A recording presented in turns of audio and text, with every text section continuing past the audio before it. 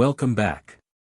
Today we're discussing an important topic for anyone over 60 who's been told that walking is the only exercise they need. While walking is valuable and should remain part of an active lifestyle, there are specific movements that address functional needs walking alone doesn't fully cover. This isn't about replacing walking. It's about complementing it with targeted exercises that maintain upper body strength, improve balance confidence, and preserve the functional movements you use throughout every day. Research from institutions like the National Institute on Aging suggests that a well-rounded exercise approach including both cardiovascular activity like walking and targeted strength and balance training provides the most comprehensive support for healthy aging. Today we'll explore 5 exercises that address the specific physical capabilities that tend to decline with age. These movements train patterns you use constantly: pushing, lifting, stepping, standing, and core stabilization. As always, this is educational content, not medical advice. Consult your healthcare provider before beginning any new exercise program, especially if you have existing health conditions or recent injuries. If you find this information helpful, consider subscribing for more evidence-based guidance on maintaining strength and function as you age. Let's begin with the first exercise. Counter push-ups provide a way to maintain upper body strength using an inclined surface, which significantly reduces the joint stress compared to floor push-ups while still providing meaningful strengthening benefits. Why does upper body strength matter after 60? Many daily activities require pushing, getting up from a chair, opening heavy doors, catching your balance if you stumble, carrying groceries, or pushing yourself up from a seated position. As we age, upper body strength naturally declines if not actively maintained. This can gradually make these everyday activities more challenging. Research published in journals focused on functional aging has found that regular practice of inclined pushing movements can help maintain upper body strength and may contribute to better reaction time and balance recovery. Here's how to perform a counter push-up safely. Find a sturdy countertop or table that won't move. Stand facing it and place your hands on the edge, slightly wider than shoulder width apart. Step your feet back until your body forms a relatively straight line from your head to your heels. The further back you step, the more challenging the exercise becomes. Keeping your core engaged, slowly lower your chest toward the counter by bending your elbows. Your elbows can angle slightly outward but shouldn't flare excessively to the sides. Pause briefly when your chest is close to the counter, then press back up to the starting position by straightening your arms. Start with 6 to 8 repetitions, working up to 12 to 15 as you build strength. Focus on slow, controlled movement rather than speed. Important form points: keep your body in a relatively straight line throughout the movement. Don't let your hips sag toward the floor or pike upward. Your head should stay in line with your spine, not dropping or lifting excessively. Safety considerations: if you have shoulder pain or recent shoulder injuries, consult a physical therapist before attempting this exercise. If you have wrist discomfort, you can modify by using push-up handles or making fists instead of flat palms.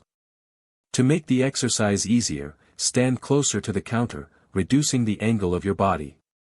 To make it more challenging, step further back or use a lower surface.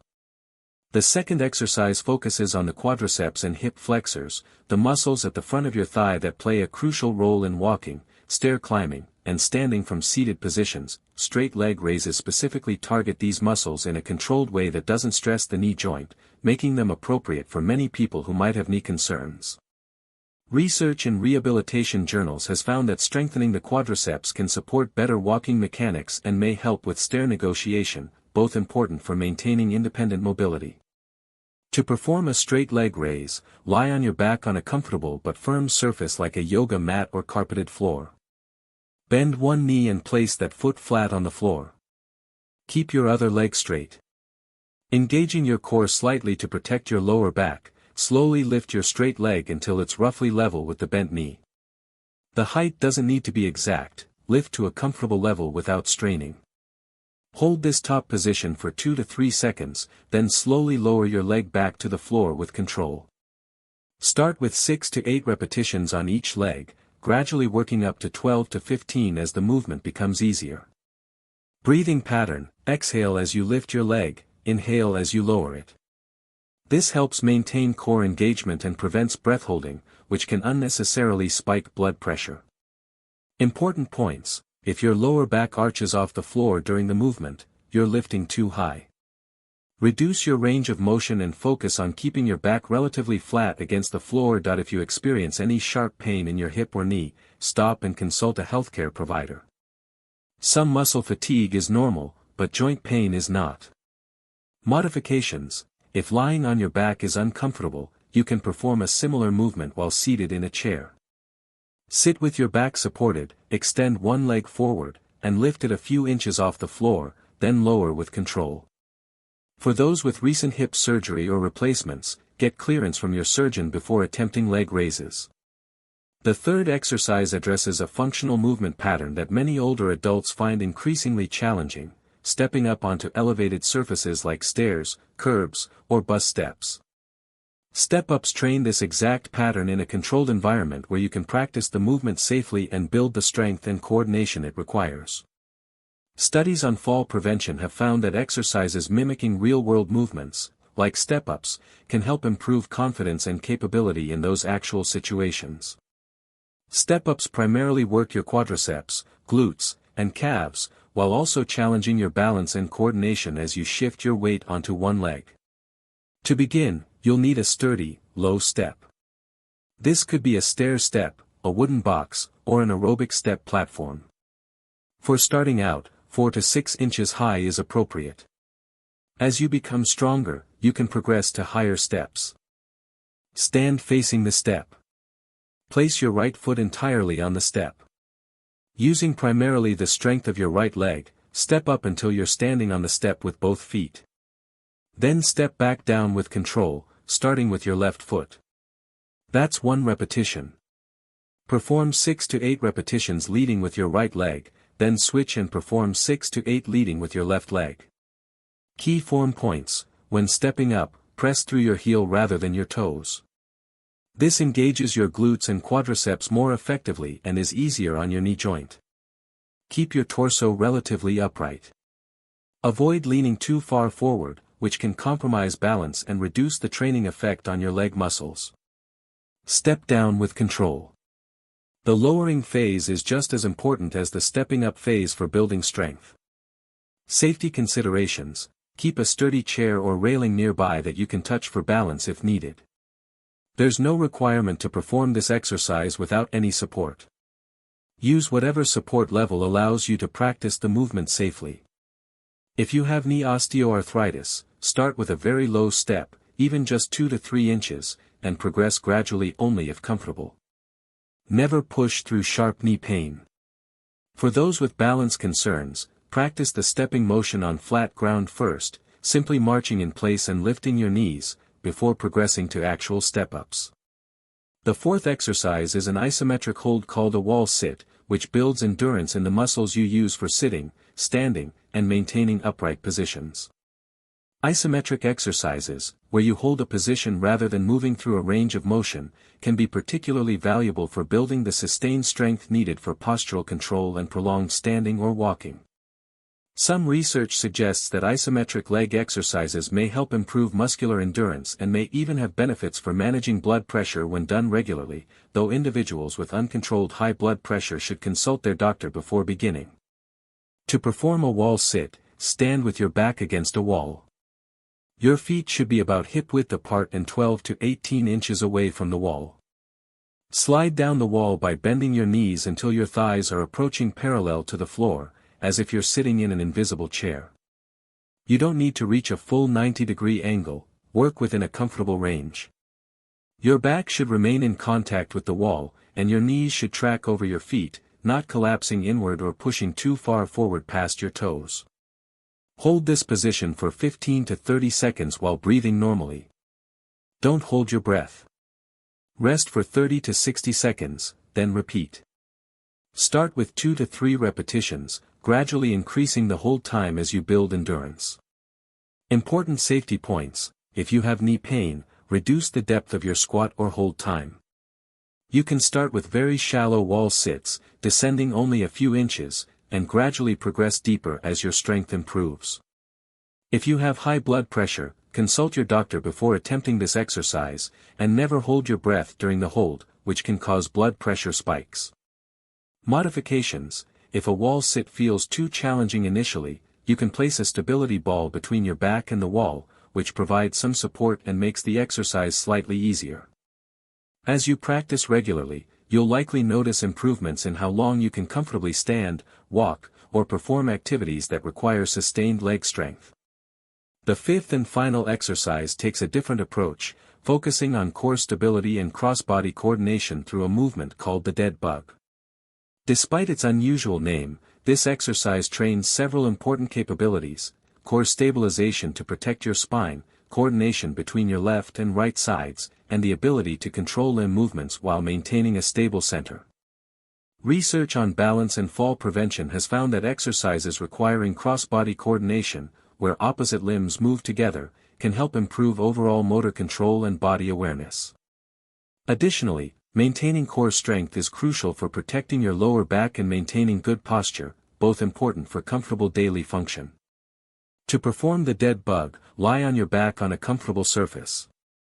Lift your arms straight up toward the ceiling, and bend your knees to 90 degrees with your shins parallel to the floor. This is your starting position. From here, slowly lower your right arm overhead toward the floor while simultaneously extending your left leg, straightening it and lowering it toward the floor.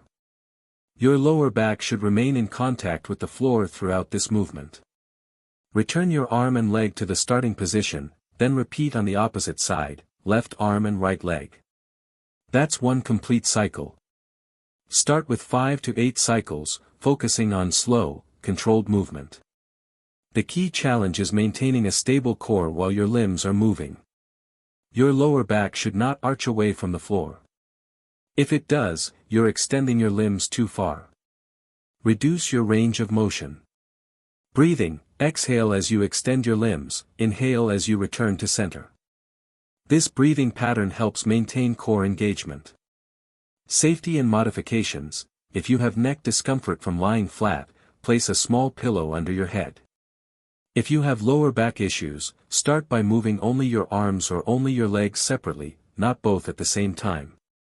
As your core strengthens, you can progress to the full crossbody pattern. If you find the movement too challenging, try just marching your legs in place while lying down, keeping your shins vertical. This is an easier variation that still provides core training. The dead bug is valuable because it trains the deep core stabilizers that support your spine during all daily movements. It also trains coordination, which tends to decline with age but can be maintained with appropriate practice. So those are your 5 exercises: counter push-ups for upper body strength, straight leg raises for quadriceps and hip flexors, step-ups for functional leg strength and stepping confidence, wall sits for sustained lower body endurance, and dead bugs for core stability and coordination. How do these complement walking? Walking is excellent for cardiovascular health, maintaining lower body function, and general well-being. It should remain part of your routine if you're able to walk comfortably. These 5 exercises add what walking doesn't fully provide: upper body strength, focused quadriceps work, core stabilization, and balance challenge in multiple planes of movement. Together, walking plus targeted strength and balance exercises create a more comprehensive approach to maintaining functional fitness as you age. How to incorporate these into your routine? You don't need to do all 5 exercises every day. A reasonable approach might be practicing 2 or 3 of these movements 3 times per week, alternating which ones you focus on. For example, Monday you might do counter push-ups, straight leg raises, and dead bugs. Wednesday could be step-ups, wall sits, and counter push-ups. Friday might return to the first combination or try a different mix. Start conservatively with the lower end of the suggested repetitions or hold times. Progress gradually as movements become more comfortable. Most people notice improvements in how exercises feel within 2 to 3 weeks of consistent practice. Functional improvements in daily activities typically become apparent after 4 to 6 weeks. Listen to your body. Some days you'll feel stronger than others. That's normal. Adjust your effort accordingly. Important reminders: these exercises are tools, not requirements. If a particular movement doesn't work for your body or situation, skip it and focus on the others.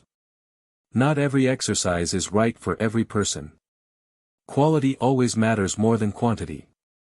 5 well-performed repetitions with good form provide more benefit than 15 sloppy ones. If you experience sharp pain during any exercise, stop immediately and consult a healthcare provider. Muscle fatigue is normal, joint pain is not.